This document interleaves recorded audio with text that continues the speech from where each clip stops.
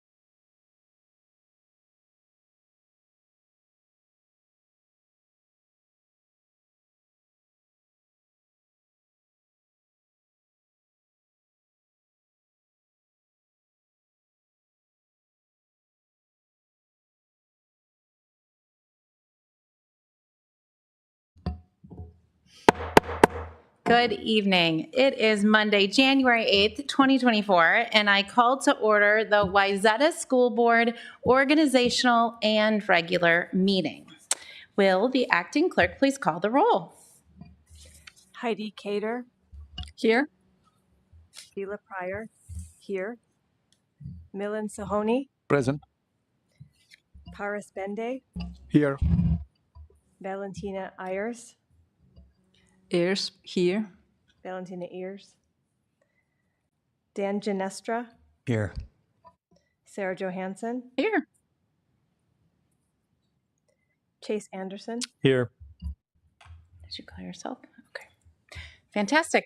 We have a quorum and a meeting. Happy New Year, everyone. It is lovely to see everyone here to support their family members and their friends, our students to educate us on some great work that's being done, and our community members who are here to join us. I have a couple of announcements regarding the agenda and some of the things that we're doing. First, just a reminder that if you are interested in addressing the school board this evening, it will be following the school spotlight presentation, which is about halfway down the agenda, and you will need to fill out a sheet to request to speak, and those forms can be found outside the boardroom, and then you can give them to Amy, and she will pass them on to the chair.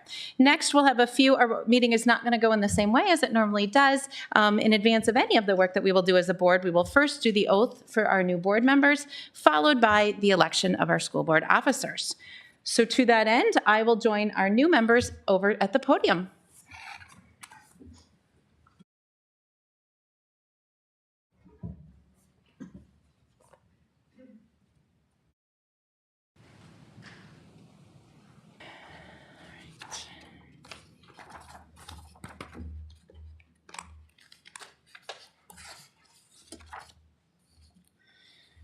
Okay. School board members. It is an honor that you are elected to guide the education of our community's children.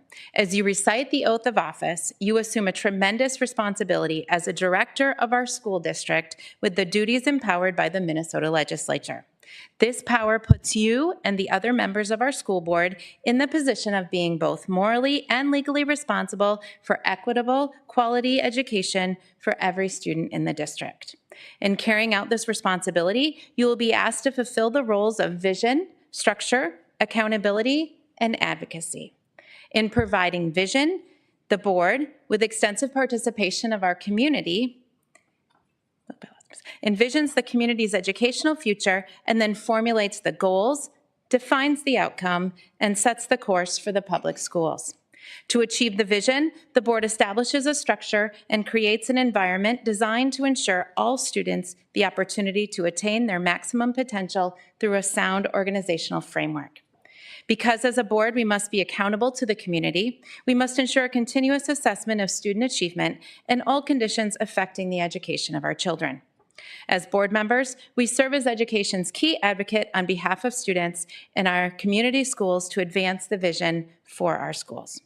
Furthermore, we must strive to work together with the superintendent and the staff to lead the district toward fulfilling the vision we have created, fostering excellence for every student in the areas of academic skills and knowledge, citizenship, and personal development. Our process now will be you will come up to the podium, and we can just go in the order that you are, and you can read this little area. You can raise a hand if you would like to, and then once you're done, make sure you stop if your family members want to take your photo, and then you can step aside and let the next person come on up. Congratulations. Thank you.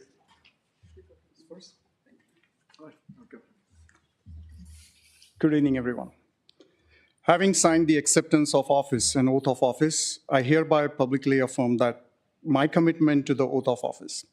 I swear affirm that I will support the Constitution of the United States and of this state, and that I will discharge faithfully the duties of office of School Board Member of Independent School District Number 284 to the best of my judgment and ability. Thank you.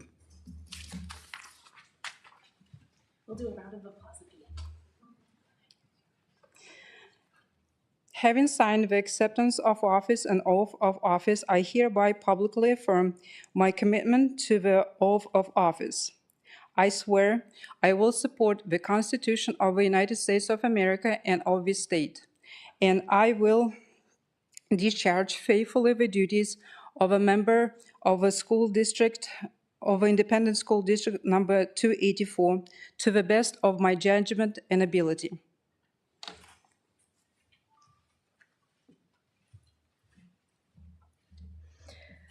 Having signed the acceptance of office and oath of office, I hereby publicly affirm my commitment to the oath of office. I swear that I will support the Constitution of the United States and of this state, and that I will discharge faithfully the duties of the office of School Board Member of Independent School District number 284 to the best of my judgment and ability.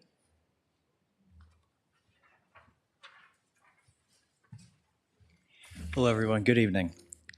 Having signed the acceptance of office and oath of office, I hereby publicly affirm my commitment to the oath of office. I swear or affirm that I will support the Constitution of the United States and of this state, and that I will discharge faithfully the duties of the office of School Board Member of Independent School District number 284 to the best of my judgment and ability. Welcome to our new board members. Let's give them a round of applause.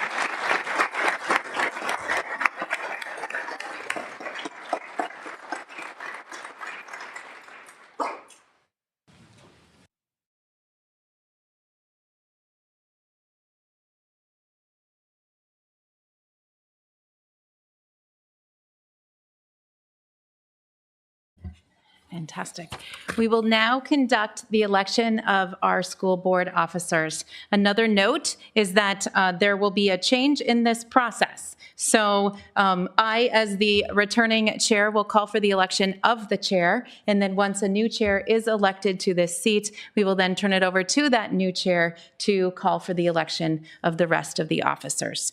Once that process has finished and we have a designation of who the chair will be, we will take a brief pause so that we can arrange ourselves, but we won't do that in the middle of it. So it's kind of a two-part process. Thanks for your patience as we go through. Okay, and so now the first office that we will call is for the chair. Something else that I'm going to do, and one more point of clarification. It is important to know that board members can nominate themselves or can be nominated for each of these positions. And I will also call for nominations 3 times. So if you hear me repeating myself over and over, that is why. That is what we need to do. So just know that that's what we will do.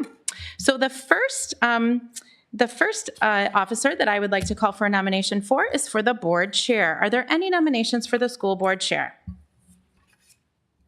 Madam Chair, I would like to nominate myself. Okay, Milind Sahoni has nominated himself for chair. Are there any other nominations for school board chair? Madam Chair, I would like to nominate myself. Okay, Heidi Cater has nominated herself for school board chair. Are there any more nominations for chair? We now have 2 nominations for the school board chair. I will now invite both board members to say something if they wish to do so.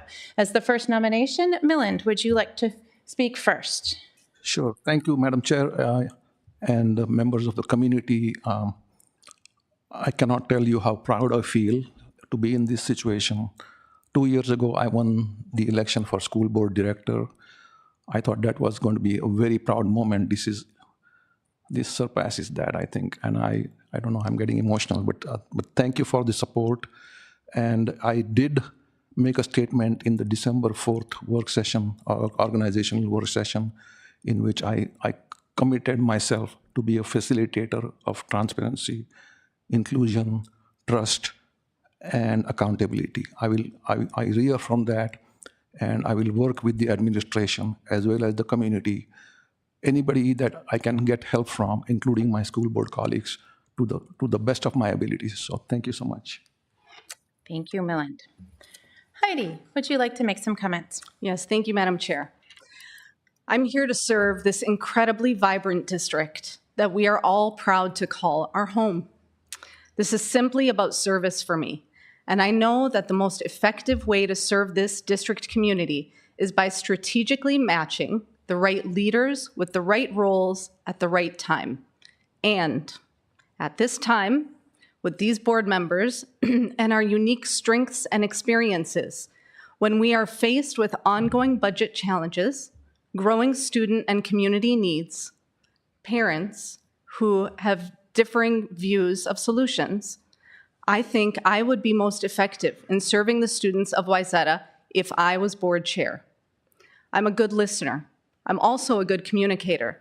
I lean into even the most difficult of conversations, and I don't waver. I'm a bridge builder. I'm a user of the system, both past and present, and so I have a unique view of the impact of the decisions that are made.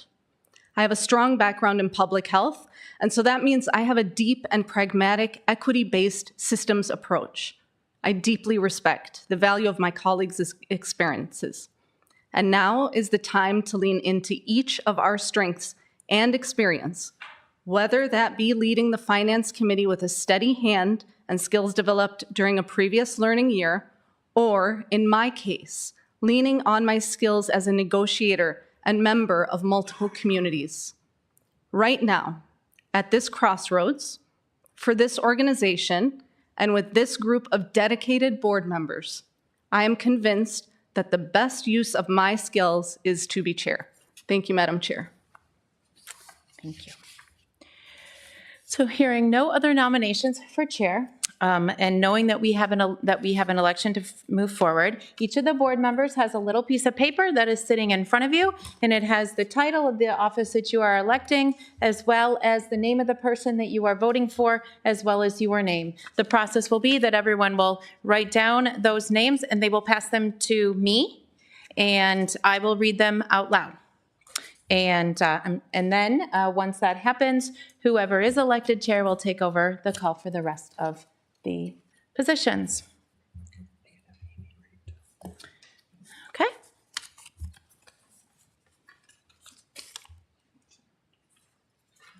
Okay.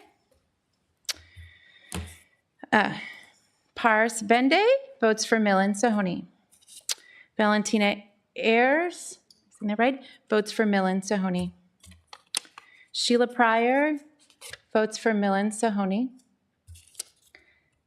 Dan Ginestra votes for Millen Sahoni. Millen Sahoni votes for Millen Sahoni. Sarah Johansson votes for Heidi Cater, and Heidi Cater votes for Heidi Cater. Congratulations, Millen. You are now the chair of the school board. I will turn the election process over to you.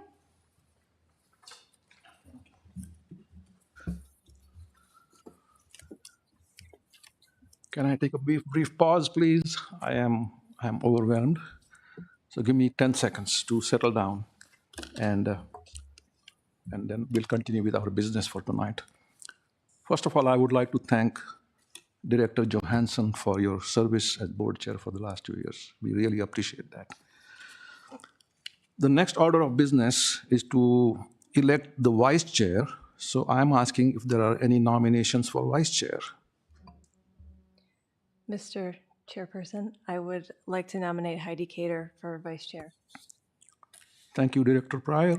Is there any other nomination for vice chair? Is there any other nomination for vice chair? Hearing none. Okay, I thought it was total of 3, but okay. Is there any other nomination for vice chair? Hearing none. Director Cater has been nominated for the role of vice chair. And so by acclamation, I declare Director Cater. All in favor? Okay. Okay. My instructions say I don't have to, but I can, yes, if there is a vote. Oh. Yeah. Okay. Sorry. That's all right. Okay, but we can do that. So if let's do a roll call vote, or maybe by voice vote. Just everybody in favor of electing Director Cater as vice chair, please say aye. Aye. Anybody opposed? Nay. Hearing none, the motion passes, and Director Cater, congratulations on becoming vice chair. Thank you, Mr. Chair. I will next call for the nomination of the treasurer. Are there any nominations for the post of treasurer? I would like to nominate Sarah Johansson. Thank you. Is there any other nomination for the post of treasurer?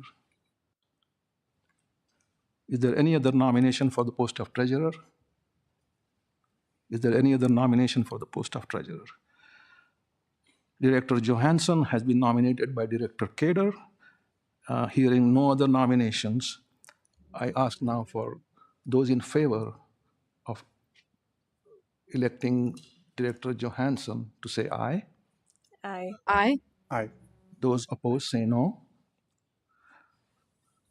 Hearing none, Director Johansson has been nominated or elected as the treasurer of the Wayzata School Board. Thank you. Finally, I will call next for the nomination of the clerk. Are there any nominations for clerk? Mr. Chair, I would like to nominate myself for clerk. Any other nominations? Any other nominations? Any other nominations? Hearing none, I would ask for a voice vote now. Everybody in favor of electing Director Pryor for the position of clerk, please say aye. Aye. Any opposed, say nay. Hearing none, Director Pryor has been elected for the position of clerk. Congratulations to all of you. Okay, we'll take a little break as we move our seats.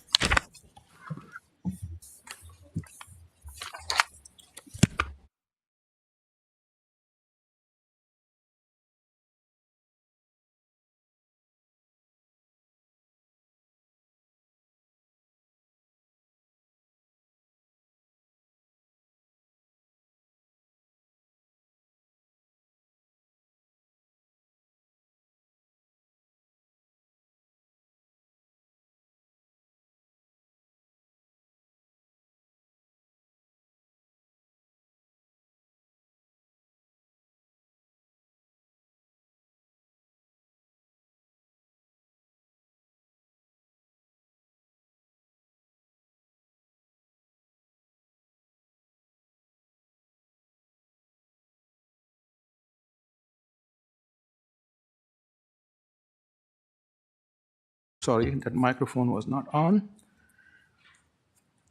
We now have officers of the board for 2024. Thank you, Director Kader. Thank you, Director Johansson, and thank you, Director Pryor, for your dedication and willingness to serve. Also, a happy, healthy, and safe new year for everyone, and welcome new board members. I would like to say thank you to my colleagues for your trust in me. I'm truly honored and know this is a heavy lift, which I cannot do without your help. In return, in collaboration with the administration, I promise to perform the duties of chair to the best of my ability, while being focused on the district roadmap and the commitment to each and every student in the district. All right, back to business. Agenda item number 4. The next item on our agenda is the approval of the agenda and the consent agenda items. Consent agenda items are considered routine in nature and will be enacted by one motion. There will be no separate discussion of these items unless a board member or a citizen so requests, in which event the item will be removed as a consent agenda item and addressed. The consent agenda items are listed in the materials. The recommended action is to approve the agenda and the consent agenda items. Will the clerk please take a roll call? I think we need a motion and a second. Okay. I move to approve the consent agenda. Okay, thank you. Second. Thank you has been moved and seconded. Will the clerk please take the roll call? Heidi Kader. Yes. Valentina Ayers. Yes. Yes. Oh, sorry. Dan Ginestra. Yes. Sarah Johansson. Yes. Paris Bende. Yes. Sheila Pryor. Yes. Milan Sahoni. Yes, thank you. We have an agenda. The next item on our agenda is reports from organizations, and I would like to invite Avi Bandy, who is the Student Council Junior VP from Wayzata High School. Please come forward. Welcome, Avi. Thank you. All right, hey, Everybody, I am Avi Bondi. I am the Junior Vice President over at Wayzata High School Student Council, and I'm here to provide my monthly update to the school board on what's going on at Wayzata High School. And unfortunately, Daniel was unable to be here today, so I'll be filling in for him. So what's going on at Wayzata? So starting off with the sports and athletics, last Friday, January 5th, alpine skiing had a race at Wild Mountain. Boys swim and dive had a meet last Saturday, January 6th, and the wrestling team and the gymnastics teams both had invitationals. Other than that, the girls and boys hockey had games, and the boys basketball, as of right now, is undefeated. So that's exciting. So moving on to extracurriculars, Senator Bonnie Westland is visiting Wayzata High School tomorrow, Tuesday, January 9th, and she'll be coming to speak with members from the Student Council. Robotics also started their season this Saturday, and they'll be preparing for their regional competition in Duluth this March. BPA and DECA, our two biggest business organizations with 250 members each, have their regional competitions at the end of this month as well. So students are preparing their papers and presentations to excel at the competitions. Other than that, speech team had just started their seasons and they have their first tournament this Saturday. So good luck to all of the new speech participants. Mock Trial had an invitational tournament last Saturday and has their first regional this Thursday. Wayzata High School Theater had their 24-hour play festival on Saturday, January 6th, and this was a fundraiser for the drama clubs. Students write, direct, and act out 7 different shows in 24 hours, so they did a pretty good job with that. And the final extracurricular thing I would like to mention is that there were the four world language clubs, the Spanish, German, Chinese, and French clubs at Wayzata, had a combined event on Tuesday, December 19th. At this event, there was food and music from these different cultures that students got to enjoy and learn about. And as we reach deeper into the winter season, I think students are getting anxious for some snow days. And other than that, the semester ends January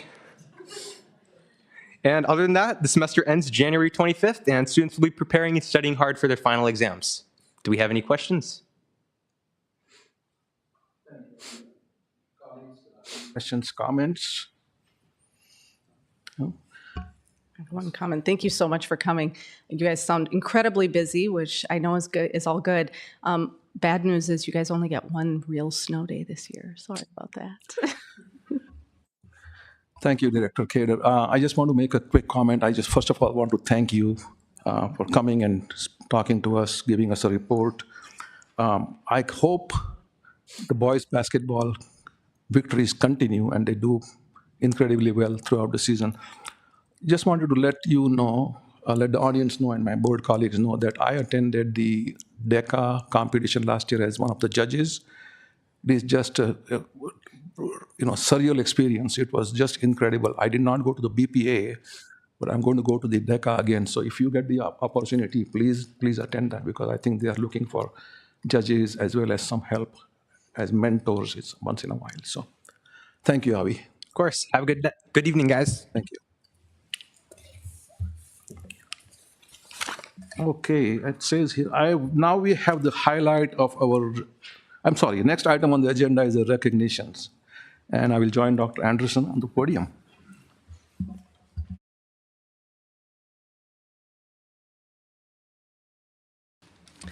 Good evening, everybody. My name is Chase Anderson. I'm the superintendent for the school district, and it's always my honor to convene the recognitions portion of the school board meeting. Before we get to that, I just want to be clear that was not a call for a snow day tomorrow. If any listener might have had any possibility of confusion on that, this was a pretty wimpy snow that we had here today, so I think we should be good to go. I would like to, at this time, bring forward our Employee of the Month, Kate Mitchell from Meadow Ridge Elementary School, to please come forward. Kate, congratulations.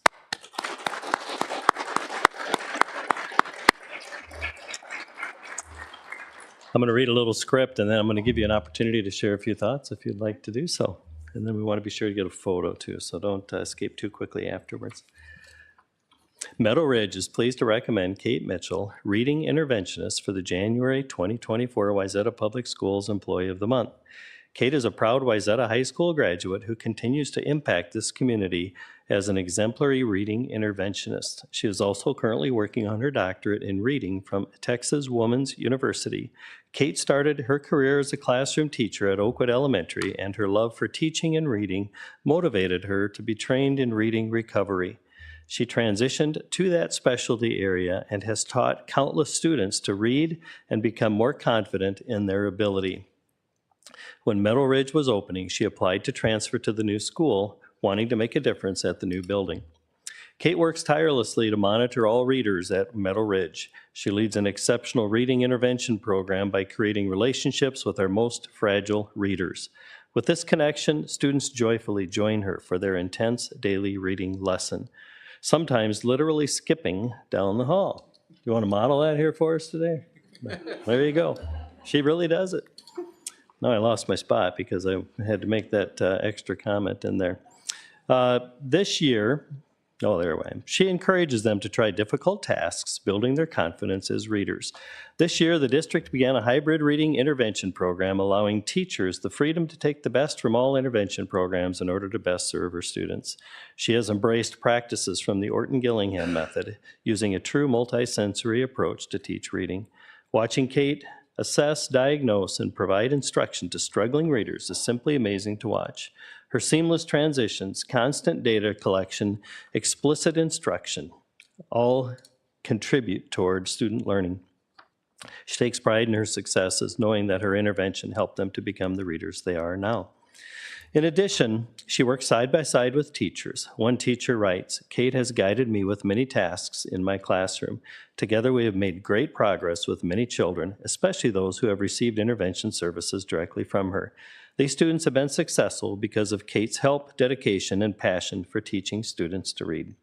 Finally, Kate is a positive member of the staff. Her sense of humor, great anecdotes, and willingness to be part of the fun makes her one of the reasons why Meadow Ridge is such a great place to work.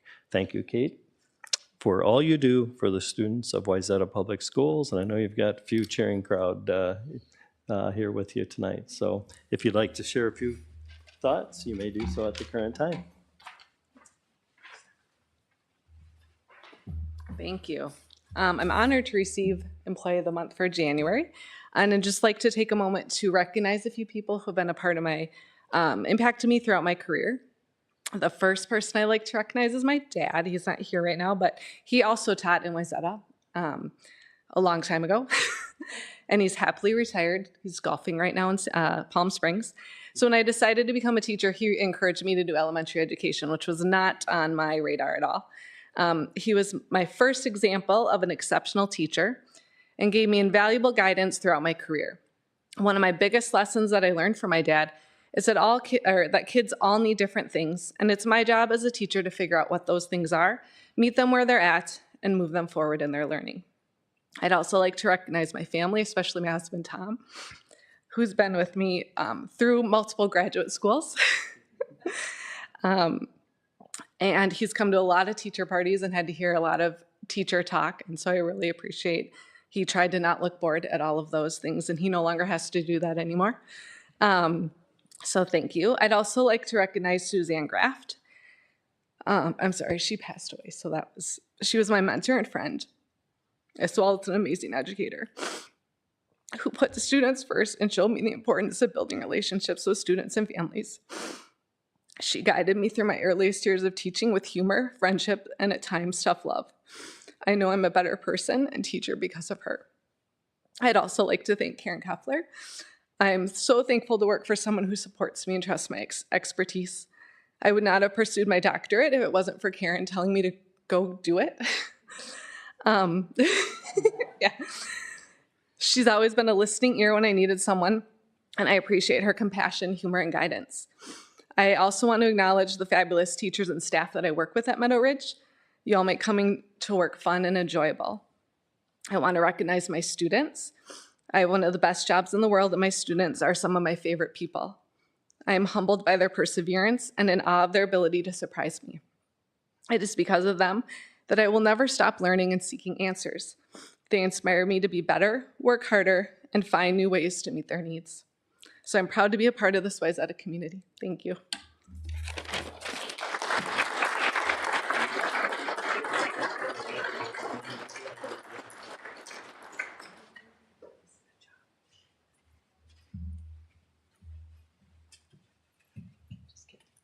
Just a little bit there. Perfect. Okay, on 3. 1, 2, 3. zoom in a little bit.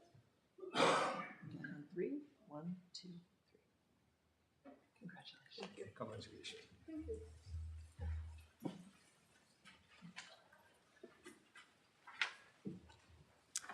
Thank you, Kate, and congratulations again, and thanks for all those who are here to support her tonight. We appreciate it. The other recognition we have tonight is that we always announce the names of those individuals who have indicated their intent to retire from Wayzata Public Schools since the previous school board meeting that we had. We have 5 individuals tonight. Oftentimes they're not here, but if I happen to overlook and miss you, I don't think any of them are here tonight. But I would like to read the following names, their positions, and their years of service to the district. First is John Blake, custodian at West Middle School, 4 years. Kristen Tollison, Director of Administrative Services, 28 years. Julie Kirchner, Media Specialist, Northwoods and Central Middle School, 27 years.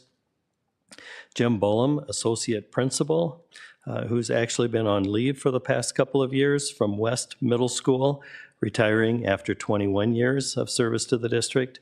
And Cheryl Burdick, peer coach at Wayzata High School, 24 years. So I wasn't looking as closely as I should have been, but I don't think any of these folks are here tonight. But we'll give them a round of applause. They're probably watching on YouTube, I'm sure, tonight.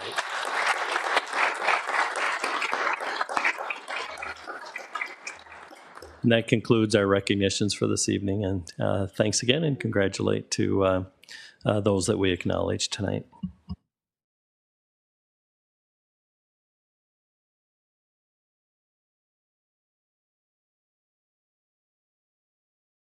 Thank you, Dr. Anderson. And now we have the highlight of our regular meetings, the school spotlight presentations. Tonight we are joined by Meadow Ridge Elementary, and I'll turn it over to Executive Director of Teaching and Learning, Dana Miller, to make the introductions. Thank you, Dana. Thank you, Director Mahoney, members of the board, Superintendent Anderson. It is my pleasure tonight to welcome Meadow Ridge Elementary School staff and students who are here to share updates about their school year, including the MTSS work, which I'm real partial to, and their work around the 5 basic needs supported through our Equity and Inclusion Department of survival, love and belonging, SES, fun, and freedom, as well as their work happening around student success in the area of reading. Meadow Ridge students will also be assisting in this evening's presentation, which is always one of our favorite things to see, and they'll share about Minnesota trout in the classroom. I'm pleased to present Principal Karen Keffler and her staff to share more of the great things happening at Meadow Ridge. Thank you.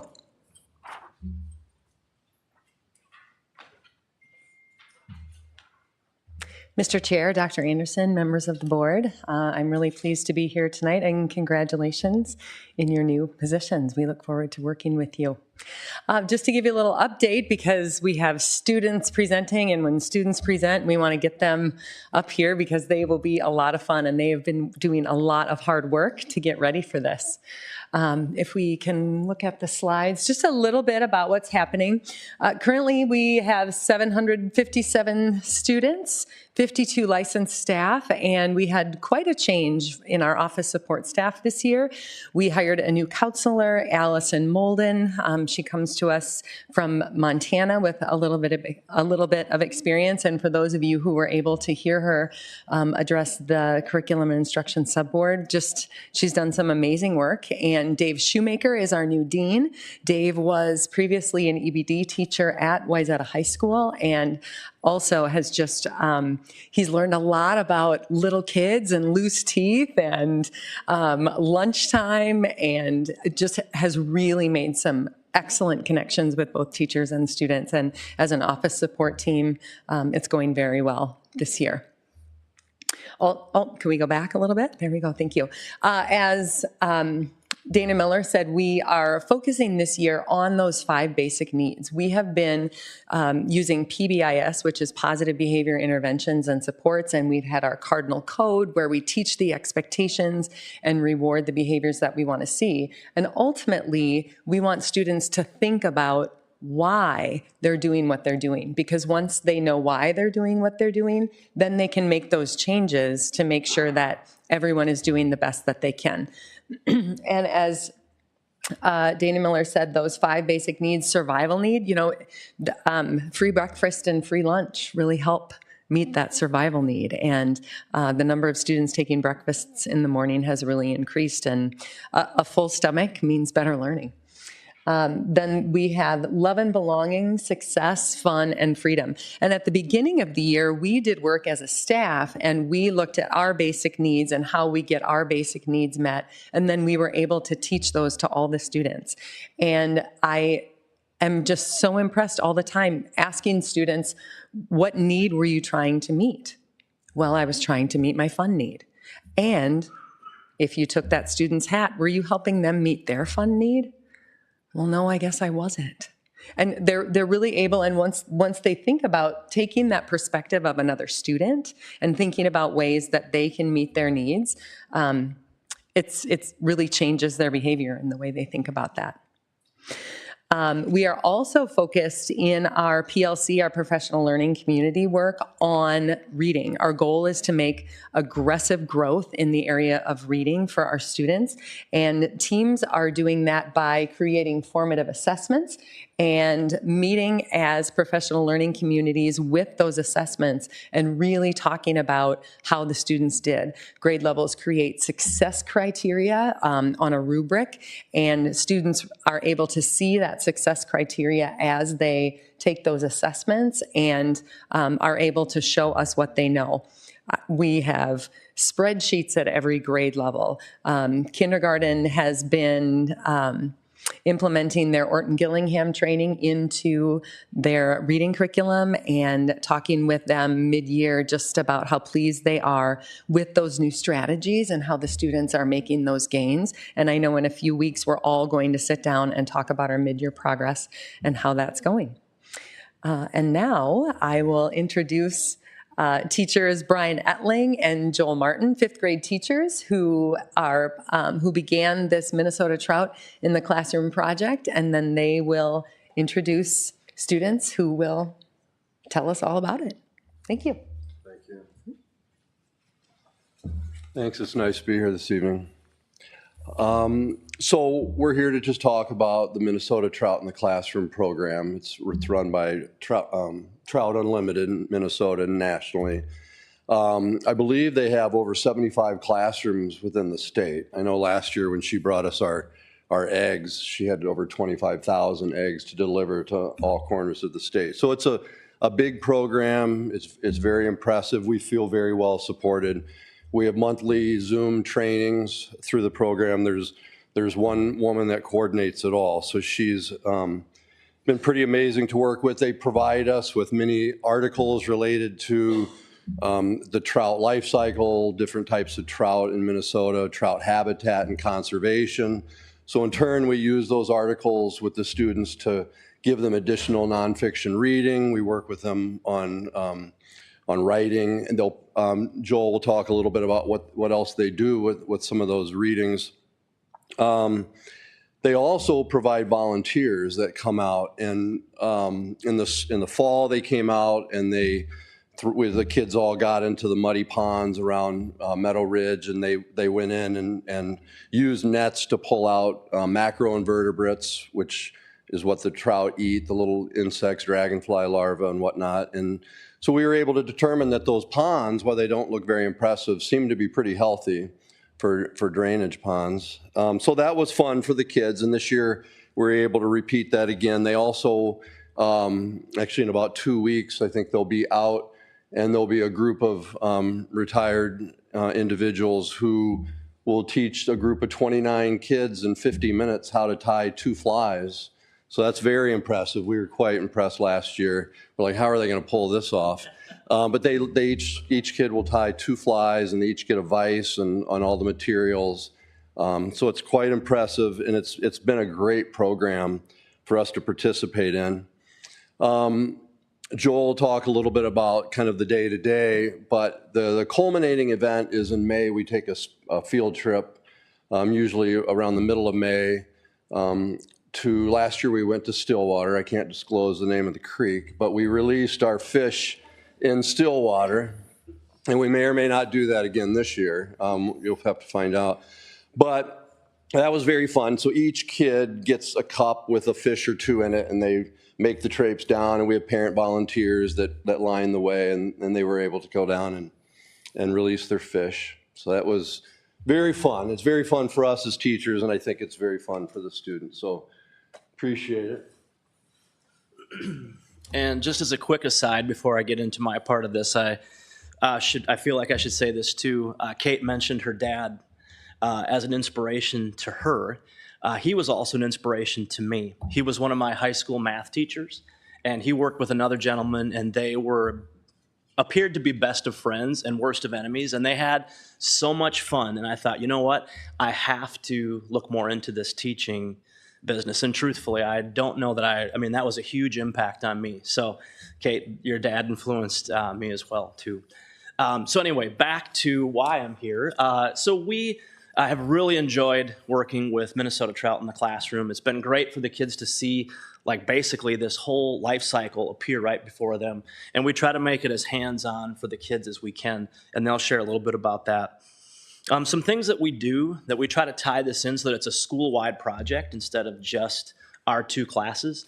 Brian has set up a Zoom camera with a link so that classrooms throughout the school can kind of hop on that link when they have a moment and see what the fish are up to. And we even make that available to our parents at home, so if they want to check in, they can on occasion. We also, pretty soon here, we'll talk to the kids about forming small groups.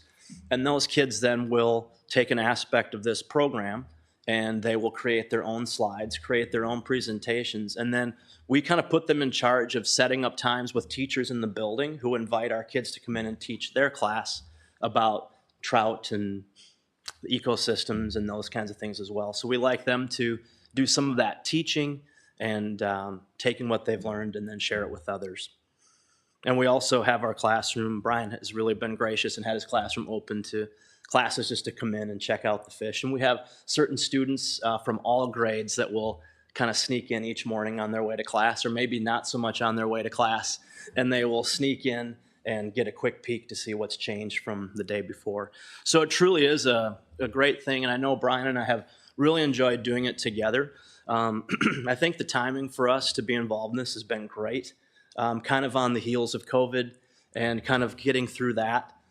It was great to have something different and fresh and new that we could do together. And I've really appreciated the opportunity to do that with Brian. He was the inspiration to do it. He said, we should do this. And I said, okay, let's do it. So we are. We'd also want to thank Karen Keffler and her support of this. When we asked her instantly, she's like, of course, we're going to do that. So, and she's been a great support for us. And also to our PTA, who's been very generous and has really helped us with a lot of startup costs last year and has really helped us maintain kind of those things that we need to keep it up and running. So we're very grateful for that. So now I'm going to invite our fifth graders to come up, and come on up, everybody. And so we have Jason and Declan are from my class. And we also have Cadence and Nora from Mr. Ettling's class. So, Jason, I think you're up first, right? Okay. Excuse me. Go ahead. Take a deep breath. You're good.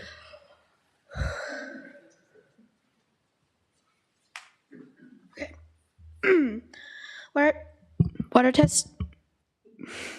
Water testing is a fun activity that helps the fish stay healthy and safe. We test for ammonia, nitrites, nitrates, and temperatures. This lets everyone learn about the nitrogen cycle, fish, and the ecosystem. This is very helpful to ensure that the fish make it to the lakes. The fish are very fragile, and if the water is a little too hot or if there's too much ammonia, they have a higher chance of dying. So that's why it's important that we test the water to make sure that it's safe for our fish. Diagrams. This is what we've learned about the trout. First, the caudal fin is used for helping the fish steer around turns. They use their dorsal fin to help them not roll over and to assist with sudden turns.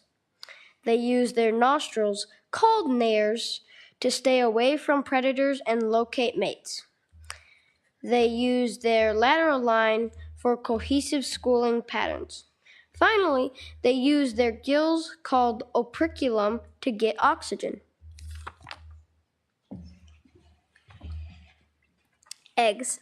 The eggs have started hatching and you can see the yolk sac. Some are still hatching, but others are swimming around a little bit. The eggs are nice and cold in 50-degree temperatures. The eggs need to stay cold to not overheat or get infected. They also need lots of fresh water and oxygen. We store them in a special egg basket to keep them from falling and getting lost. Everyone looks out for the fish to make sure they survive through this phase. Learning as we go. Last year we were doing pretty good until around spring. That's when the fish started slowly dying. We thought it was because there wasn't enough oxygen in the tank. Now we have people keeping an eye on them at all times so they don't die again. We have lost 14 fish out of 310, which is much better than last year. Last year we lost 278 out of 305. We are going to start feeding the fish soon. Life cycle. We get the fish when they're eggs and they hatch into a leave-in. While we're in winter break, they feed off of the yolk sac. Once the yolk sac is gone, we can start feeding them actual fish food. By the time they're the size of a fingerling or about your pinky, we'll be able to release them into the wild. They'll become juveniles, have eggs, and restart the life cycle in the wild. The leave-in is the stage after being hatched when they have their yolk sac, which they feed off of until after winter break. This is a very important stage of their life of the trout. And this is the stage right before fingerling stage, which is the stage we release them at.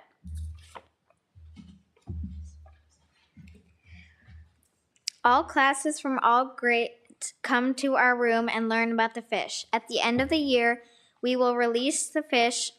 We will go on a field trip to a stream and release the fish to live in the wild.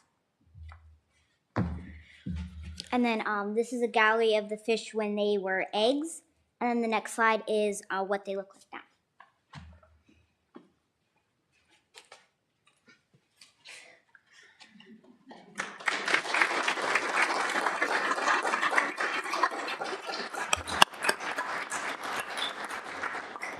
Do you guys have any other questions?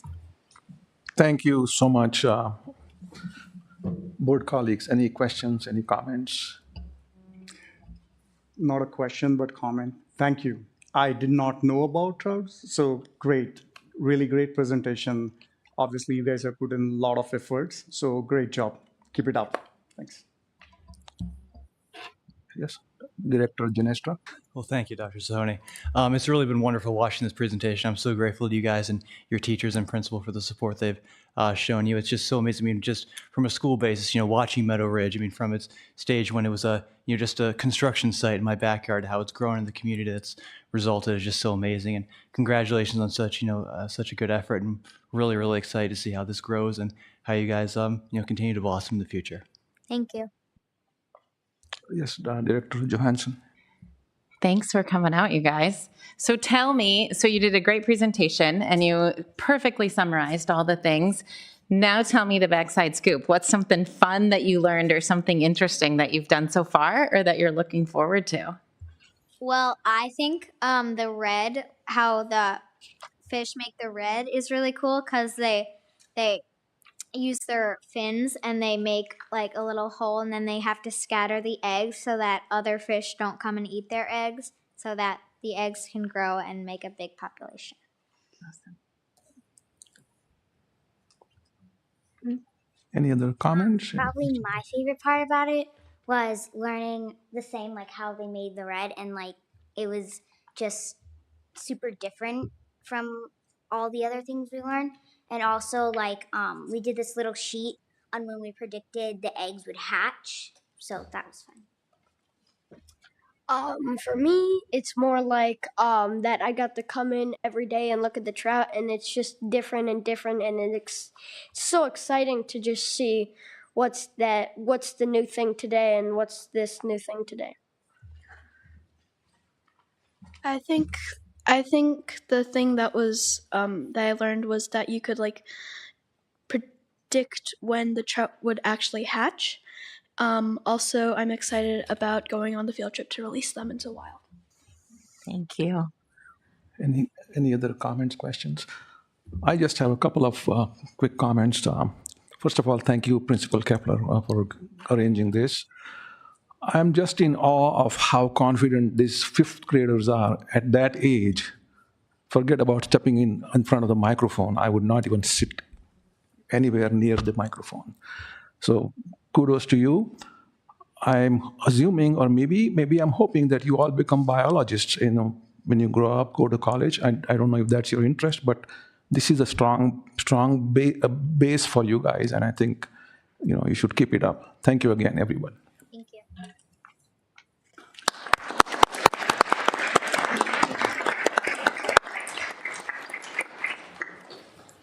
All right, the next item on the agenda is the audience opportunity to address the board. Amy, do we have anyone? Just one? Okay. This section of the agenda provides an opportunity for members of the community to address the school board. Speakers who wish to provide input to the school board must complete the sign-up sheet and return it to our administrative specialist, Amy, who's sitting at the table to the right. Please note that you will need to complete a request form to be included on the speaker request list. When you are invited to the podium, please identify the subject and/or agenda items to which your comments pertain. Priority will be given to students and families with students currently enrolled in the district. The school board practice is not to engage in a discussion or debate with the speaker, but rather allow the speaker time to express their thoughts. Please present your comments in a respectful and professional manner. This evening, each speaker will be invited up to the podium to speak for 3 minutes. If you have already shared your thoughts with the school board, please consider letting someone new address the board. If a community member shares a message similar to yours, please consider shortening your message or presenting, if you are presenting as a group. Do we have this paper right here? Okay. Since we have only one speaker today, I'm going to ask the speaker, Tim Orr, to come to the podium, or is it at the microphone there? To the table there. Thank you. Good evening. Tim Orr, and I'm a parent of a fourth grader at Sunset Hill. And I come to you tonight just with the concern that we are potentially, with cost containment, maybe going the wrong direction. And that I would encourage, at least what I'm here to ask for tonight, is that the board consider that we, instead of look at cost containment, that we're looking at levies to help fund and mitigate that on a temporary basis. As a fellow educator, I'm a middle school science teacher, and I know the importance of that support, even if it's temporary.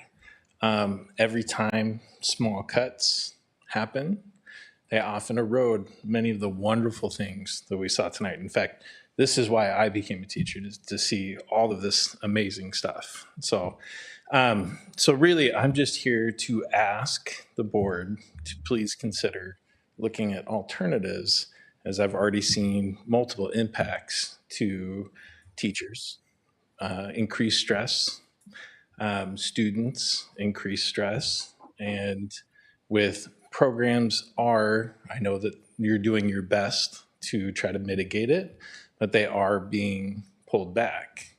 And so when we as parents see programs begin to be reduced, it begins to make it difficult for us, especially a district with so much, that we aren't just asking for a little bit more for us to support. And I believe our community is clearly supportive of our schools.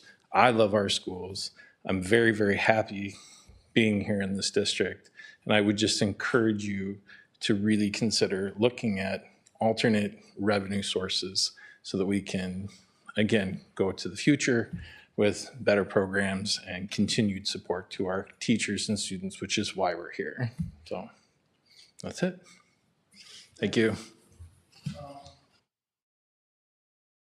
get a response from us. I see your email here. What city are you in? What's the city? You have an address here, but there's no. In Plymouth? Okay, thank you so much.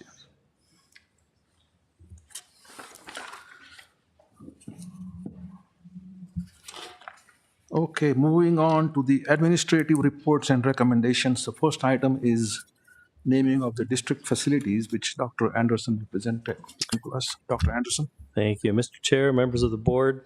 The agenda action item 9A1 in your board packet is a kind of a summary and a list of some buildings or facilities that have been purchased over the last several years.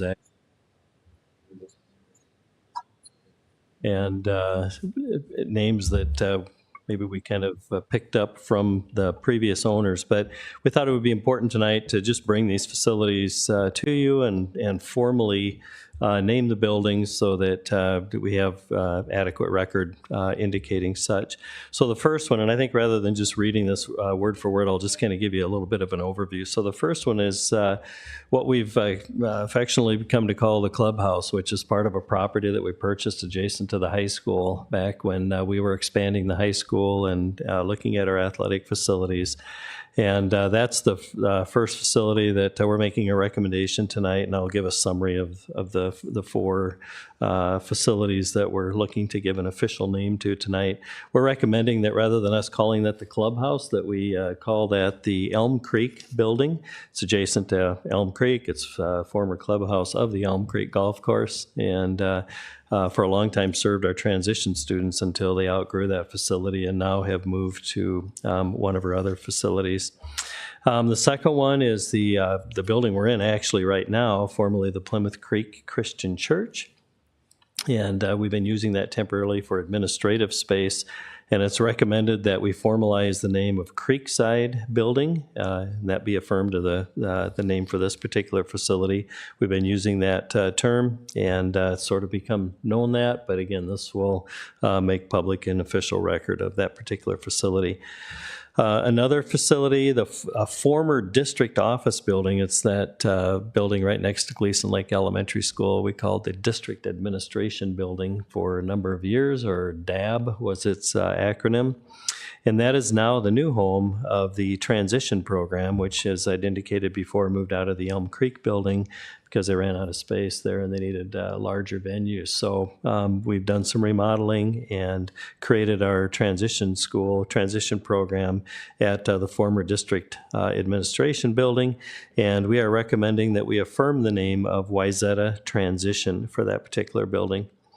And then in 2023, recently, the school board authorized district administration to develop and execute a purchase agreement for the purchase of property located at 13305 12th Avenue North in Plymouth, with the intent of this becoming the new and permanent home for the district administrative staff. We're recommending that the name of that facility be the Wayzata Public Schools District Service Center, likely to be referred to as District Service Center.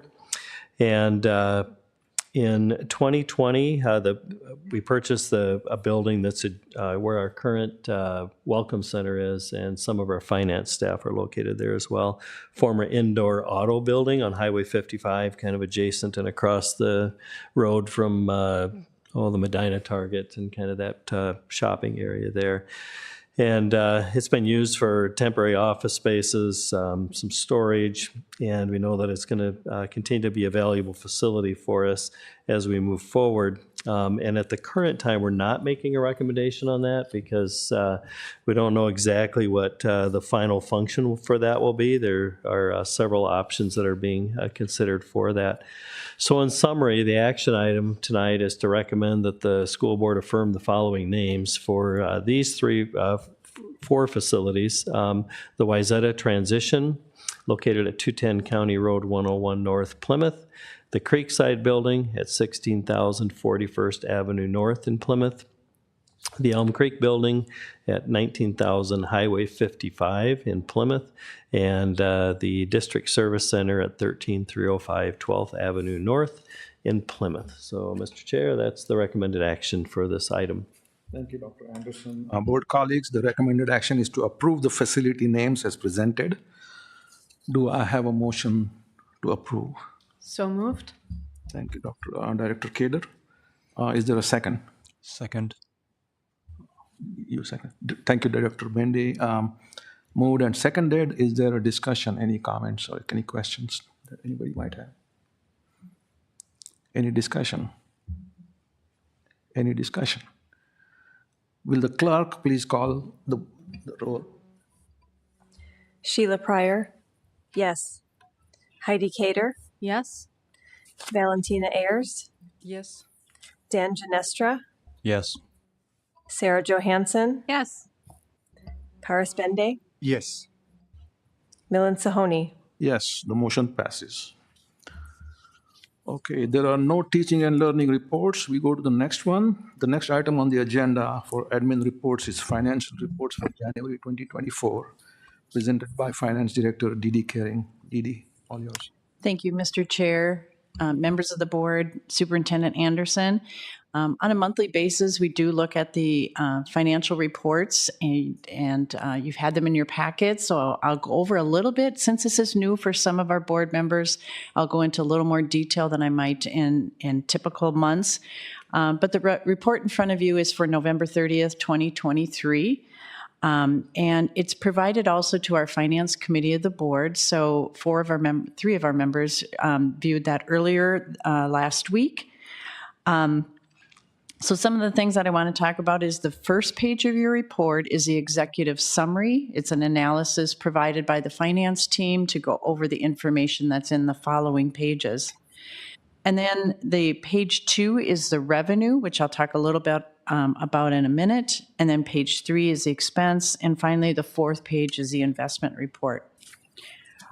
Both the revenue and the expense reports are prepared as first the total budget for the entire year, and then how our current spending or revenue through the month of March, the 5th month, how that matches up to that total budget. So we're looking at a percent of the actual budget, actual expenses, to the budget for the year. It is really a good internal tool for the finance team, and it's in a report that we can provide to our school board members as well. So if you look at the revenue page, the revenue analysis, the property tax revenue, and now we're talking about the general fund, is right in line with prior years. The state aid revenues are slightly up, but in line with expectations and close in line with prior years. So again, we're looking at that percent and how that matches up with the previous 2 years, and those are the variations that we might be talking about here. Federal aids, due to a few variables that include these funds, are drawn upon during the fiscal year. So as we have expenses, we submit those expenses and then get reimbursed for those. So currently, we'll put in some of those expenses and get revenue for those in the following months. Miscellaneous local revenue can vary from year to year and also impacted by many variables, including interest income, gate fees, admissions, et cetera, are included in that. Next, when we look at the food service fund, their revenue is now kind of in line with prior years due to state aid payments being kind of caught up from the MDE in November for activities that happened in previous months. As a reminder, our food service meals are now provided to us free. And so we are having those paid through state aids and not as much through and at all through federal funding as well. So that change did occur this past year, and those payments have been coming in a little more quicker. And then community education revenue is slightly up from the prior year. As we've mentioned previously, community education as well as food service are both kind of getting past that COVID years and how it used to look when it pre-COVID. And then finally, debt service revenue exceeds the preliminary budgeted amount due to bond proceeds. Remember that the school board authorized those bonds to be issued this fall, and that's included in those figures. The next, when we look at the next page on the expenditure analysis, it reflects the actual expenditures and doesn't include any outstanding encumbrances, along with representing 5 months again of the year, fiscal year 23-24. Overall, the expenditures are relatively similar to prior years as listed in the report. Purchase services is always kind of a wild card for us as they are up considerably due to ongoing projects related to LTFM, which is long-term facility maintenance. And it also changes varying depending on our transportation and when we are invoiced for those. So we do monitor all of that. The one thing I would encourage you to consider and look at on both of those reports, whether it's the revenue or the expenditure report, is when you're looking at, for instance, on the general fund, the year-to-year comparison of the total percents is very comparable from each of those years, as well as the total on the revenue on all funds. And then on the expenditure side, similar in nature, we're around that 28 to 30% of the expenditures have been expended so far. And then for those other funds, they are kind of in line with where they were before. And then the last report in that document is the investment summary. It's where those funds are held. One thing to note, we did mention this to the Finance Committee, if you look on the right-hand side, that yield percent, that's probably the best yield percent I've seen in many, many years. We had been seeing below 1%, so that's encouraging, and that will cause our revenue for investment income to be up a little bit, which is a good thing. So with that, there is no requirement for any approval of this. It's an update to the school board. So I turn that back over to you, Mr. Chair. Thank you, Dee Dee. As always, a great job by you and your staff. I really appreciate that. Thank you. Any comments or questions for Dee Dee? None? Dee Dee, I have one question. It's been great for the interest rates, to be fluctuating around 5+% for the last few months, maybe even over a year. Now that the interest rates are falling, inflation is coming down. Is there any idea that we have had from PFM Asset Management, where that is heading? I haven't heard anything currently. They don't always have the magic ball to help us with all of that, but they do monitor and do provide trend information. I think one of the times that I feel we get really great information from them is when we, and you're familiar, when we do the OPEB trust and have those meetings through CFAC, they come in and have a wealth of information. But there are some seminars that they do conduct that also provide that information. I don't know, I'm going to call on Scott in the back of the room. I don't know if you have any further information than I do on any type of indication on the revenue, investment income. You got to go up to the microphone, sorry. Thank you.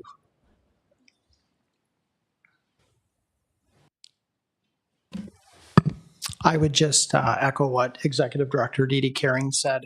That's something that we're continually monitoring. Obviously, we try to be conservative in our approach, but we also want to stay informed. So I would just echo, we lean on our investment advisors for that information, and that's included in our budgeting recommendations too. Okay. Thank you both. Thank you. Thank you, Scott. Colleagues, there is no action required, so move on to the next one. There is no Human Resources Services report. Next, we will move to the other board action. This one is going to be a little lengthy, so bear with me.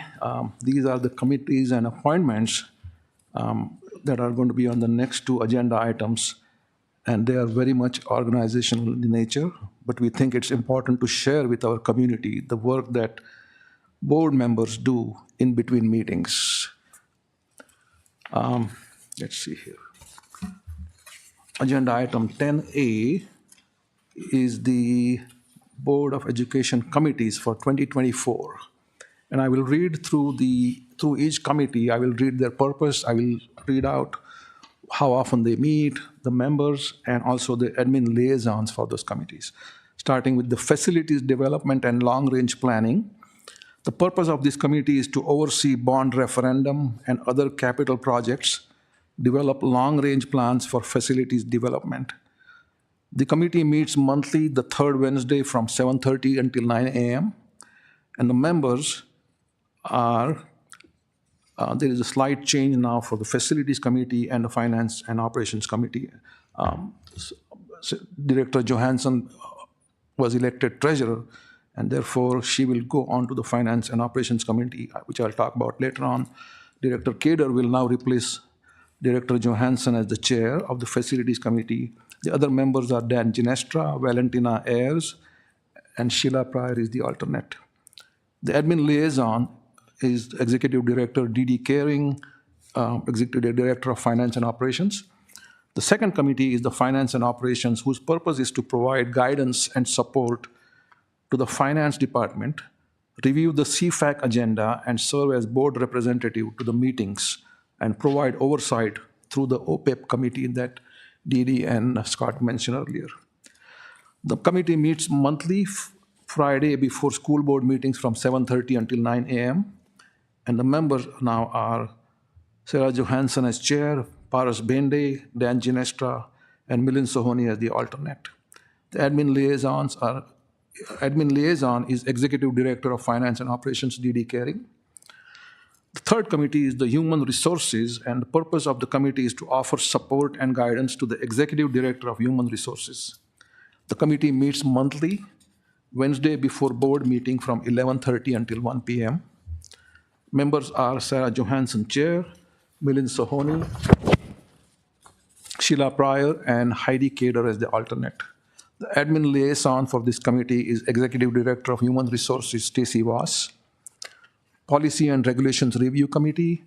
The purpose is to review district policies and make recommendations for revision, addition, or deletion as needed, consider and provide guidance on questions of policy or district regulation, maintain policy adherence to state and federal laws. The committee meets monthly the last Friday of the month from 7:30 until 9 a.m. Members are Milind Sohoni, chair, Valentina Ayers, and Paras Bende. Admin liaison for the committee is Superintendent Dr. Anderson and Associate Superintendent Dr. Flasberg. Stakeholder relations. The purpose is to support the communications and engagement team in connecting with the community through electronic and print publications, media relations, crisis communications, and other district initiatives. The members meet the second week of the month from 12 to 1:30 p.m. The members are Heidi Kader, chair, Dan Ginestra, Sheila Pryor, and Paras Bende as the alternate. The admin liaison for this committee is Director of Communications and Community Involvement, Amy Parnell. Superintendent Evaluation and School Board Development Committee, the purpose is to plan, facilitate, and document the annual superintendent review process, including goal setting, a mid-year check-in, and the annual end-of-year review, and develop the standard operating procedures and school board handbook. It meets as required. The members are Heidi Kader, chair, Sarah Johansson, and Valentina Ayers. Admin liaison for this committee will be Dr. Anderson. Teaching and Learning Committee, the purpose is to review processes and long-range planning educational recommendations, review and recommend changes to policies pertaining to teaching and learning, meet and work with the Director of Teaching and Learning and teaching and learning staff regarding educational issues. Discuss technology, gifted and talented, equity, and QComp related issues. Hear academic achievement reports and closely monitor efforts to close the achievement gap. The committee meets monthly, third Wednesday from 12 to 2 p.m. Members of the committee are Sarah Johansson, chair, Heidi Kader, Sheila Pryor, and alternate is Valentina Ayers. The admin liaison for this committee is Executive Director of Teaching and Learning, Dana Miller. And then there is one ad hoc committee for 2024, that's the Diversity, Equity, and Inclusion Ad Hoc Committee, whose purpose is to work with the Superintendent and Director of Equity and Inclusion to explore the need and purpose of a board-level equity committee. It meets quarterly as needed, and the members are Milind Sohoni, chair, Paras Bende, and Sheila Pryor. The admin liaisons for this committee is Director of Equity and Inclusion, Solveig Halliday, and Superintendent Dr. Anderson. And finally, the employee negotiations assignments. These are negotiation teams that are in 4 categories. The first one is administrative professionals and paraprofessionals. The board lead for that committee will be Paras Bende. Admin liaison will be Executive Director of Human Resource Services, Stacy Voss. The second one is negotiations team 2024 for principals. Board lead is Dan Ginestra. Admin liaison will be Executive Director of Human Resources, Stacy Voss. Third one is Negotiations Team 2024 for the custodial staff. Board lead is Milind Sohoni, and admin liaison is Executive Director of Human Resources, Stacy Voss. And finally, Negotiations Team 2024 Wyzetta Cafes. The board lead is Valentina Ayers, and admin liaison is the Executive Director of Human Resources, Stacy Voss. I'm going to take a pause, get a sip of water here.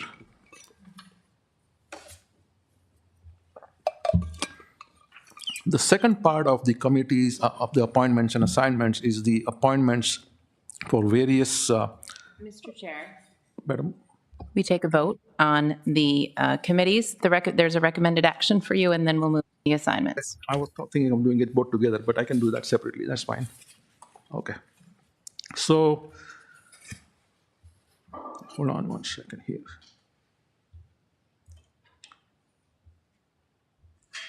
Okay, so do I have a motion to approve?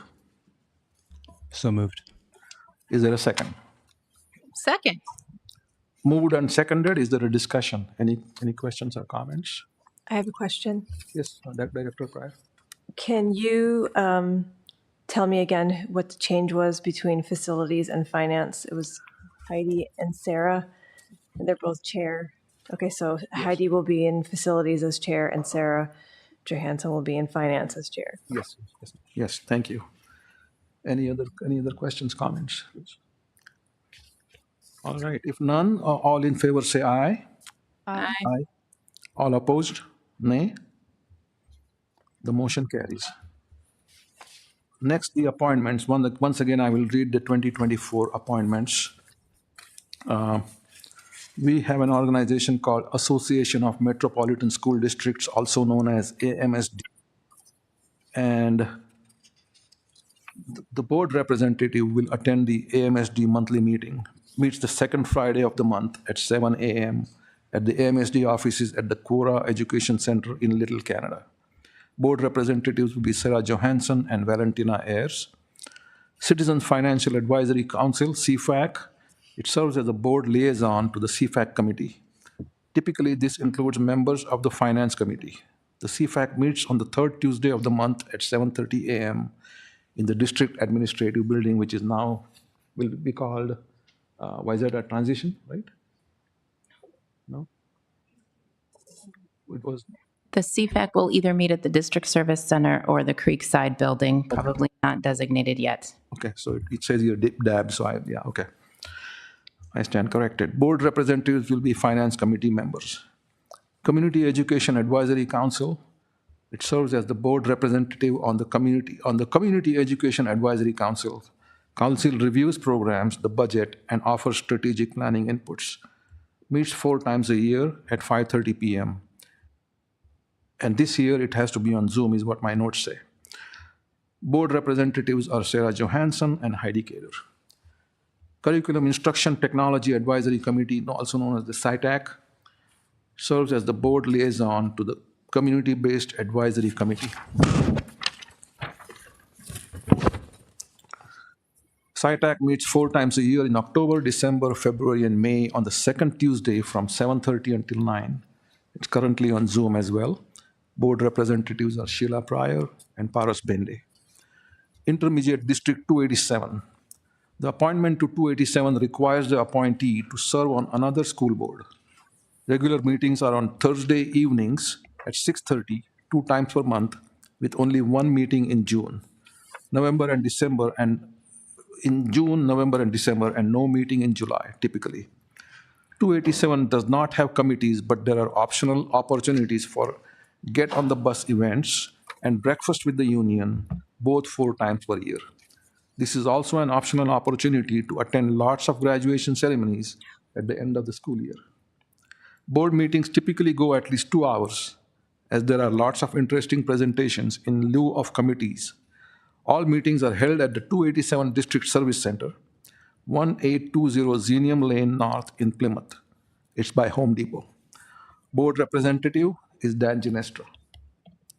Metropolitan Educational Cooperative Service Unit, also known as Metro XU, and now it's called Brightworks. Wayzata is a member of the Metro XU service unit, and every member appoints a representative from the district to serve on the representative assembly. Meets bi-monthly on the third Thursday from 3:30 to 5:30 at the Metro XU offices in Arden Hills. Board representatives are Sarah Johansson and Milind Sahoni. Minnesota School Boards Association, MSBA. Whereas the entire board attends MSBA trainings and events, the school board nominates a member to serve as the liaison to the MSBA in order to ensure a central contact person and the dissemination of MSBA materials. At this time, we also have a Wayzata board member who is also an MSBA district director, which is elected through an MSBA process and beyond the liaison appointment. There are no formal meeting dates and times for the liaison role, and the board representative is Milind Sahoni. Minnesota State High School League, also known as the MSHSL, serves as the Wayzata board representative for the MSHSL, keeps members informed about the State High School League events. It meets semi-annually. Board representative for this committee is Sarah Johansson. QComp, serve as the board representative on the district QComp committee, which is made up of teaching and learning staff, principals, and others as assigned. Meets quarterly in the afternoons to review and address the QComp program. Board representative for this called QComp is Heidi Kader. Wayzata Education Fund, WEF, serves as the school board liaison to the Wayzata Education Fund, meets the second Wednesday of the month from 7 to 8:30, and the board representative for this is Paras Bende. Student Wellness Committee serves as the Wayzata board representative to the Student Wellness Committee and guides school districts' efforts to establish a school environment that promotes students' health, well-being, and ability to learn, and meets as needed. Board representative for this committee is Heidi Kader and Sheila Breyer. There are also, in addition to these, there are also rotating board assignments. The first one is the District Liaison Committee, meets monthly during the first week, alternating Thursday evenings and Fridays at noon at CMS. Board representative for this, again, is by rotation. And then Partners for Healthy Kids. Partners for Healthy Kids is a community collaboration meeting comprised of many different health and well-being service providers.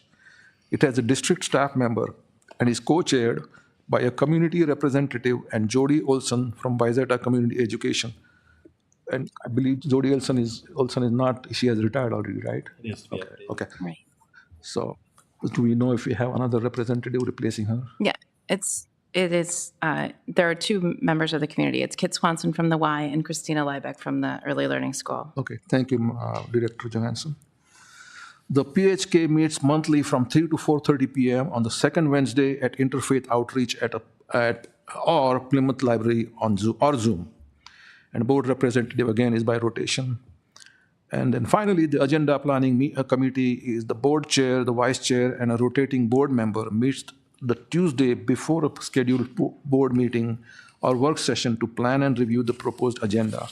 And these three meet with Dr. Anderson and Dr. Flansburgh. Okay. All right. So, board colleagues, the recommended action is to approve the board appointments for 2024 as presented. Do I have a motion to approve?